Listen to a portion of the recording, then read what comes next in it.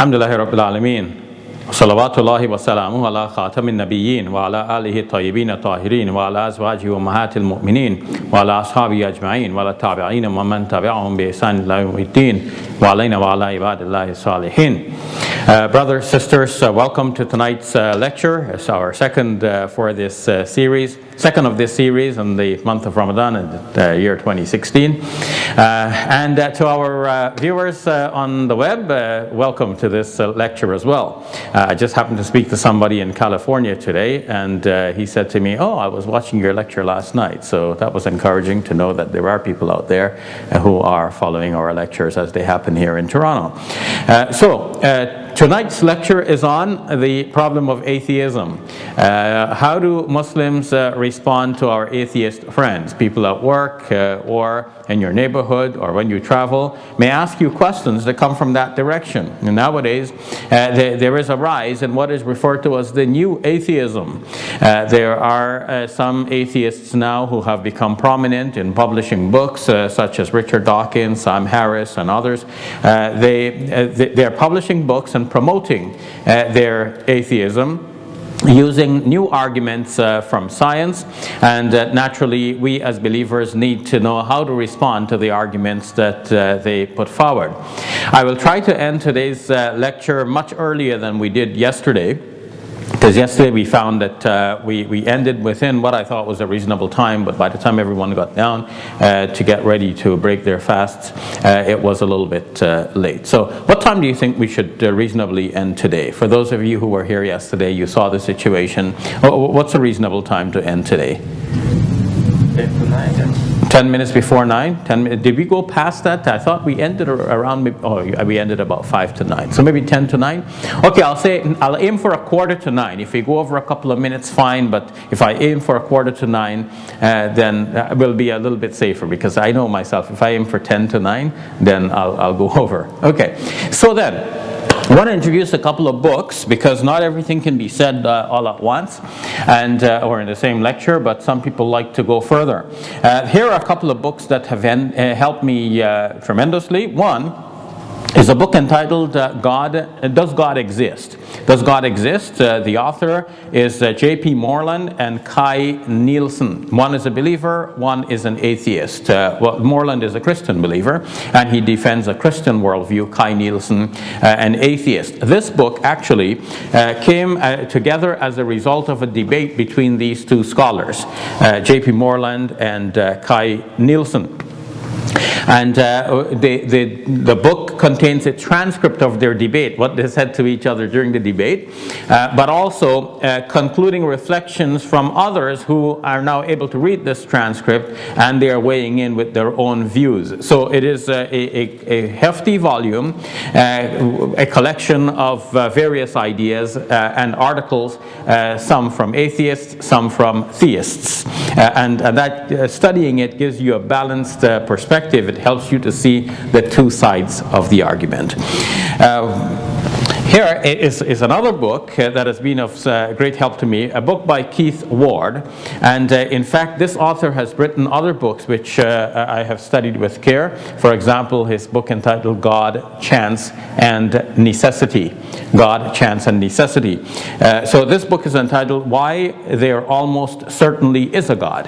And as a subtitle, Doubt in Dawkins. Now, why Doubt in Dawkins? I mentioned previously one of the names of these neo-atheists is Richard Dawkins. He's written a book recently called The God Delusion. He became popular, well, he was already popular because of his scientific writings. He's a good scientific writer, but now he has ventured into the area of philosophy, because whether or not there is a God, it's not a scientific question, it's a philosophical question. And he wrote his book, The God Delusion, dealing with this question, and he became popular in this field, promoting atheism, due to that book. And as a result of that, he appeared a lot on British television. He toured other countries. He came to Canada. He appeared here on television as well, promoting his book and his ideas. So this book is one of the books refuting that. And there have been several books by others, for example, Alistair McGrath, which have come out in refutation of Richard Dawkins and his book, which he entitled The God Delusion. As if people believe in God, this is a kind of delusion that people entertain. Another interesting book in this field, if I will be allowed to plug one last one in, is by Antony Flew. Antony Flew is a world-renowned philosopher, and well, he was until his death maybe about a decade ago. And for a long time, he was an atheist. And he entered into debates with theists, he defending atheism against belief in God. But near the end of his life, he actually recanted and he became a believer. And he wrote the book entitled There Is a God. There Is a God, that's the title of his book. So now, with these books introduced, let's survey the grand situation and understand what are the arguments for and against the belief in God. Let's start with the arguments against belief in God, because these are popularly heard and we need to hear them and deal with them. So I want to make sure we catalog them in case we spend time on the others, on the other side, and we neglect these. Because as believers, we already believe in God. We hardly need a reason now to believe in God. But we need to know how to counter the arguments against belief in God. One of the biggest arguments that atheists bring forward is the problem of suffering. They say that when we look in the world, we see that there is a lot of suffering, and there needs to be an answer for that. If believers say that God is all-powerful, so that means he has the power to remove all suffering. And believers say that God is all-knowing. That means he knows that the suffering is there. So if he has the power to remove it and he has the knowledge that it is there, then naturally he would remove it. Especially because believers say that God is, as we say, Ar-Rahman Ar-Rahim. He's kind and he's merciful. So the Christians say that he's loving. So if he loves people so much, why doesn't he remove all of the suffering? So they say that one of these has to go. Either he is not all-powerful, or maybe not all-knowing, or maybe he is not all-loving or kind. So they say to say that God is all of these, this is not coherent. So that's one of their arguments. Now, dealing with that, we can right away see that this argument does not actually prove that there is no God.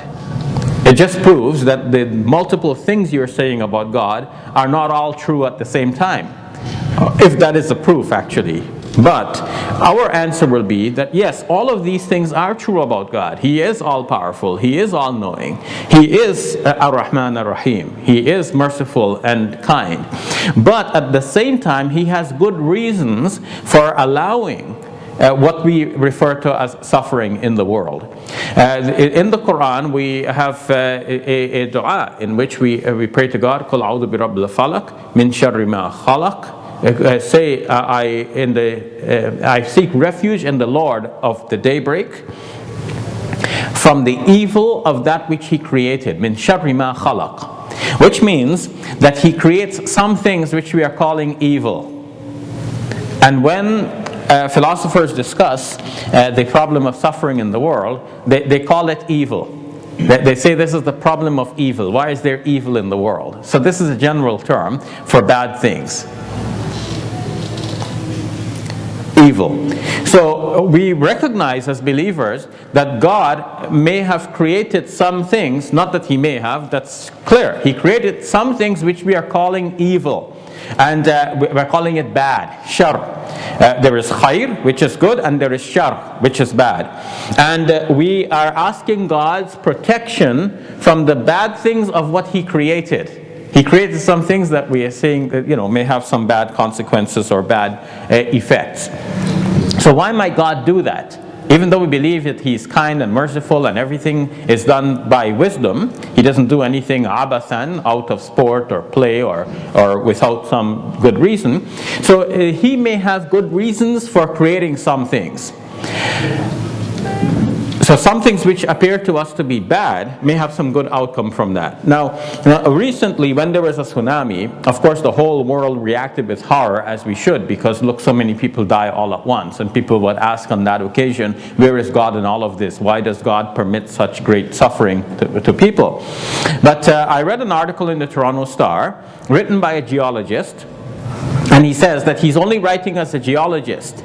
And he knows that what he has to say, people are not going to like, but he's just saying this because this is the fact from the geological point of view. From the point of view of geology, what happens over time, you're cultivating the land over and over, the fertility of the soil diminishes at the top layers. And in order for you to get fertile soil, one of the ways in which the earth gives you its own fertile soil is by going through this process of rejuvenation. An earthquake brings fertile soil from the lower levels to the upper level. And had it not been for the fact that there have been earthquakes throughout history, according to this geologist, we would not have fertile soil on which to plant our crops. So that shows that there is a bad thing like a tsunami or an earthquake, or a tsunami obviously involves an earthquake, that there is that happening. But as bad as it is, there is some good thing coming out of it. And from a geological point of view, this is earthquakes are in a way a good thing. But of course, from a human point of view, this is terrible. We don't want it to happen. We pray to God to not let it be done this way. But there may be certain natural processes which have to be the way they are in order to produce the good results that needed to be produced. You might say, well, maybe there is some other way. Why didn't God do it some other way? And indeed, nowadays, scientists speak of the possibility of multiple universes.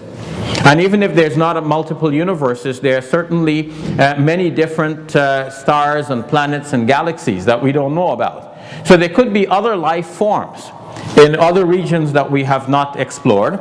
And maybe God did the same thing in a different way in another existence, either in another universe or another part of this very universe that we have not experienced. In fact, when scientists speak of a multiple universe, they say that copies of us exist in all of the multiple universe.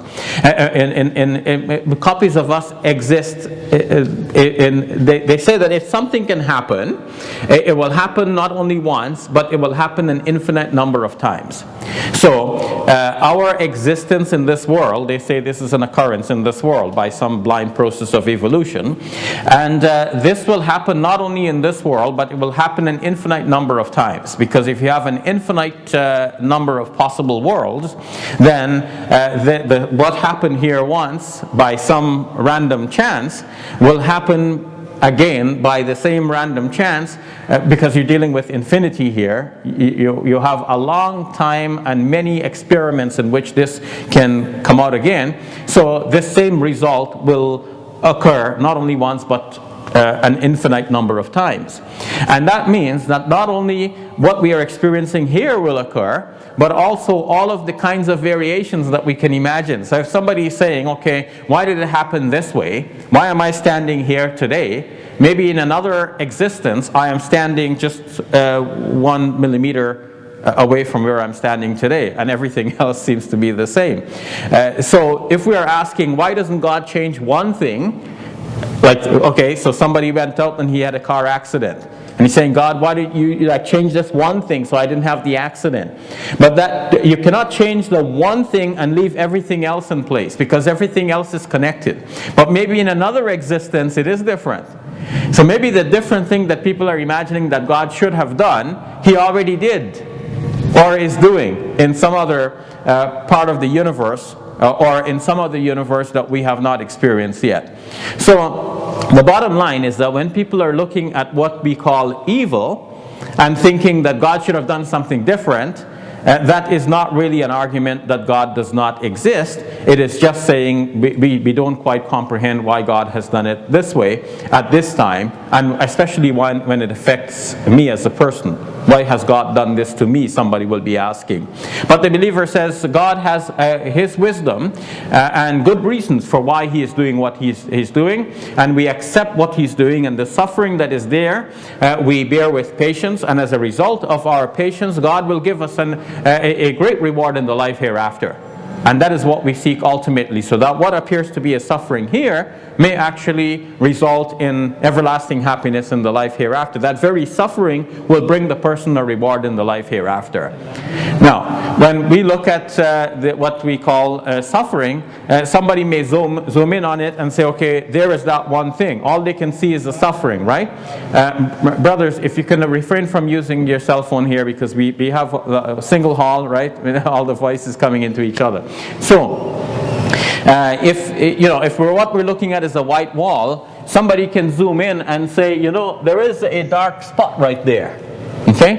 And if they zoom in, that's all they're going to see, that one dark spot. But when we look back and see the whole big picture, we realize that we're looking at a white wall. So when we are looking at the evil that affects us, that's all sometimes we can see. If somebody is suffering from terminal cancer, then, that's all the person can see. Like, this is terrible. Why is it happening to me? But from God's perspective, God is seeing all of eternity. And that suffering for a few years in this life, if borne with patience, that could be the thing that tips the scales for this person and places this person in everlasting happiness with God forever. So when God looks at the overall outcome, what he sees is the everlasting happiness that is there forever, and there is a temporary test or trial or problem or challenge to get over in this life. So in the end, the problem of suffering is not a fatal problem to the belief in God. It does not kill the belief in God. It just makes believers a little bit uncomfortable when they hear that, because yes, somebody's challenging you and challenging your belief in God and asking why is there suffering. Now you're put in a defensive position. You have to try and answer. And indeed, the answer is not easy. Sometimes people, in the face of such suffering, they become disbelievers, even if they were believers before. It happens. It is said that Charles Darwin had a daughter who was suffering from some illness, and that's one of the things that actually drove him into a direction away from traditional belief in God. Even though, to the end, it seems that he maintained some belief in God, because at the end of his book on the origin of the species, he said something like how wonderful it is that God would have created from a single initial spark the entire diversity of life. So when he talked about evolution, this whole diversity that evolves and becomes diverse through that whole process of evolution, he was still thinking that the initial spark of it was put into motion by God himself. That's how he ended his book in any case. So that is the biggest argument from atheists, this problem of suffering. Other than this, people may come up with arguments which are not very strong. Like, for example, they may say that people invented religion in the past because they did not understand how things work. They saw the lightning, they heard the thunder, they were afraid, and they tried to placate whatever powers there may be. So they imagine that there is some power that is controlling this, and they try to placate that power by doing what that power would be pleased with. And so people invented religion. Well, that by itself is not an argument against belief in God, because theoretically at least, God could still exist even if people believe in him for the wrong reason. Let's say you bought a ticket in the lottery. Not that Muslims do, but you can imagine the situation. Somebody bought a ticket and they have the winning number. Okay? Now, let's say this person comes forward and he has this ticket and he's got the winning number, and this person says, I have the winning number. And we ask, well, how did you know you have the winning number? He said, a little bird told me outside. So, how did the bird said? The bird said, tweet, tweet, tweet, tweet, and I knew he was saying, I have the winning number. Now, of course, this person is a little bit local, right? His elevator doesn't go all the way to the top, we might say. But it's possible that he still has the winning number, and we won't know until the lottery is drawn. We can't say, no, you don't have the winning number. We can only say you believe that you have the winning number for the wrong reason. That's not the reason you should believe you have the winning number. You should wait until the lottery is drawn, you see the number published, and then you can compare with your ticket and say, yes, I have the winning number because the numbers match. You shouldn't be believing a bird who tweeted in your ear. So a person may have the right belief, but for the wrong reasons. He arrived there for the wrong reasons. So let's say that somebody, because of fear, he believed that God exists. Now, he might believe for the wrong reason, but the belief itself may be true. And we will look at reasons for knowing that that belief in God is true. So that's not a very strong argument from the point of view of atheists. And many of the arguments fall in the same kind of category. They're things which can easily be refuted with a little bit of thought. Sometimes they say you should not believe in anything that you cannot prove. So this is in terms of philosophy, this belief expressed in these words is called logical positivism. That means that the idea that you should only believe in that which you can prove. But that belief itself refutes itself, because think about the statement, you should not believe anything except that which you can prove. Now this is a statement of belief itself. Should we believe that statement? Should we believe the statement that you should not believe anything that you cannot prove? For us to believe that statement, for us to believe that you cannot believe anything that you cannot prove, you have to believe in this statement, and that statement itself has to first be proved. So we cannot believe in that statement until we first prove it. So prove to me that we should not believe in something until we can prove it. So you see, it goes around in a circle, and it's not a strong argument. And nobody can prove that you should not believe in anything unless you can prove it. And in fact, we know from human experience that life would be difficult without believing in some things that we cannot prove. If somebody thinks that there is a possibility of rain, or a good possibility of rain, he might walk with an umbrella. He cannot prove that it will rain. He just has a hunch that it will rain. Maybe he looked at the cloud. Maybe he heard a weather report, which gives him stronger reason for believing that it's going to rain, or there is a good possibility of rain, and he walks with an umbrella. But so many other things we believe without being able to prove. And somebody's actually written a book about this. The title of the book is What We Believe But Cannot Prove. So there are many things, and you know them yourselves.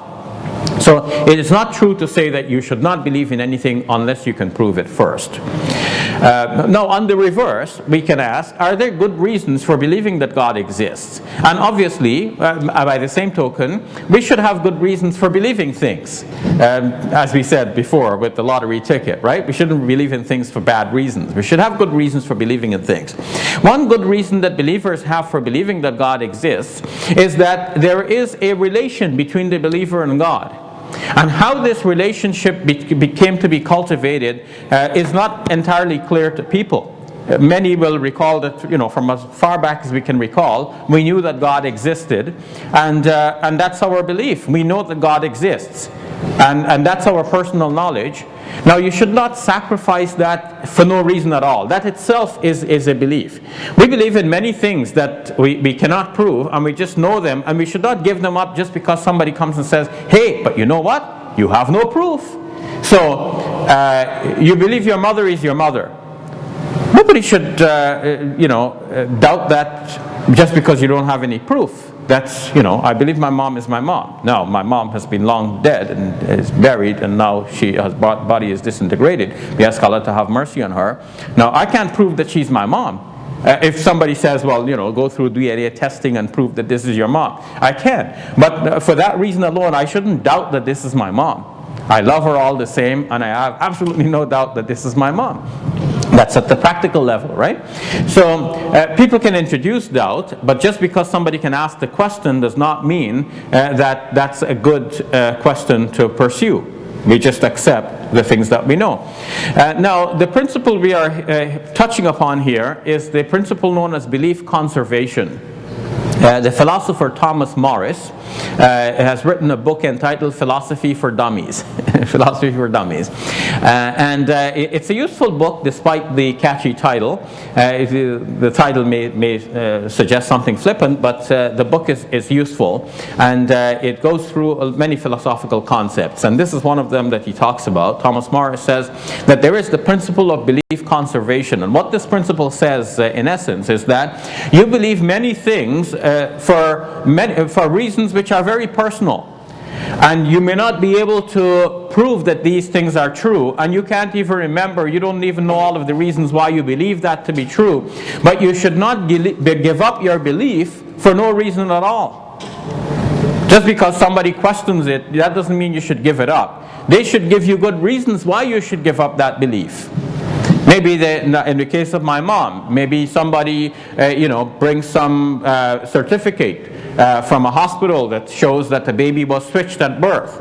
Now I can't ignore the evidence, but the evidence has to be brought. So if nobody's bringing any evidence and they just say, well, how do you know that's your mom? Well, it's fine for them to ask the question. In fact, it's a little bit rude for them to be asking me that question. But the question itself has to be supported by some kind of evidence. One should not be questioning my belief for no reason at all. And I should not give up my belief for no reason at all, just because somebody happens to question it. They should bring some evidence. And as we have seen, there is no real evidence to show that God does not exist. Atheists cannot bring some real evidence to prove that. They just have some doubts because of the suffering and some other reasons which we have mentioned. But now we are seeing that believers have a good reason for preserving their belief that God exists, because they have a personal experience with God. Maybe by reading the Quran you are sure these are the words of God. Maybe you made the Hajj and you're sure that God exists and you felt they are very close to God during the Hajj. During Ramadan you feel very close to God. You are praying and you feel close to God. You're making sujood, you feel closer to God still. So all of these are life's experiences that continue to reinforce in you the belief that there is a God. You shouldn't give it up for no reason at all. But of course now, this is a subjective reason. It only applies to you who had this experience. Maybe the atheist will say, well, I had no experience of this, that God exists, so that's fine. That's the atheist. The atheist did not have this experience, and the atheist may feel justified in not believing in God. They say, okay, that's fine for you. May God guide you. But God has guided me, and I should not give up that guidance. So that's our first point. Moving on, now let's look at some other reasons which are not just subjective to the person, but more general. We can ask even our atheist friends to think about this. We know that you do not get something from out of nothing. So this universe, with all of its components, must have a reason for its existence. There has to be some cause for this universe to exist. And the best explanation for that is to say that there is a God who created this universe. In which case we're talking about a power that is so mighty that can create this universe. So that's our first argument. Because we cannot get something out of nothing, we have something here. What is the cause of this something? There must be a cause, and that cause we're calling God. At this point, somebody will say, well, if you want to say it that way, well, what about that cause itself which you're calling God? Shouldn't that also have a cause? We can say, okay, so suppose now if you're thinking that cause which we're talking about is the one we're calling God, and then that one should have a cause as well. Well, then that prior cause should also have a cause. That's thinking all the way back. And if the cause, so you can think of the cause of the cause of the cause of the cause all the way back, well then you must have an original cause, a first cause. Otherwise the whole process cannot come into existence. You have to have an original first cause that is not also caused. One that does not have a prior cause. Otherwise you go back for infinity, and if you cannot go from here to there, then you could not have gotten from there to here either. So that one that is the first cause, that is the one we're calling God. That is the point. And once we understand that there is a first cause whom we're calling God, then we do not need the intermediate causes. Because that one who is the first cause, the uncaused creator of the entire system, once we know that he exists and he has the power to create everything of his own might, then we do not need any of the intermediary causes. So we do not have to posit that there is one who caused the other, who caused the other, who caused the other. The one God is sufficient to create everything else, and that is an uncaused cause of the universe. So when we know that this is the uncaused cause of the universe, if somebody comes and says, but what is the cause of him? Then that person wasn't listening. That person wasn't listening. Or, to put it another way, if we say this is the first cause, and they're asking, well, what came before this first cause? They don't understand what the word first means. It's almost like in a race. If we say there has been a race, and we're naming the person who came in third in the race. So Henry came in third. And then who came in second? We say John came in second. Okay, who came in first? Peter came in first. So, and then somebody says, well, who came in before Peter? That means they don't even understand how a race works, and they don't understand what is meant by saying Peter is the first. Saying Peter is the first means there's nobody that came in before him. So when we talk about God as the first cause, it means there is no one before him. He is the very first without a prior cause. So that's our first argument, that there must be a cause of this universe. The second argument is from the design that we notice everywhere we look. Even from the very inception of the universe, when mathematicians look back, physicists and so on, they study the origin of the universe, they say that our universe popped into existence some 14 billion years ago. Sometimes they say more precisely, 13.8 billion years ago. And they say that at that very point, certain physical forces were precisely the measures that they have to be in order for this universe to exist. And if there were not those precise measures, then our universe would not exist. They speak of four fundamental forces. The gravity, electromagnetism, the strong force, cellular force, and the weak force.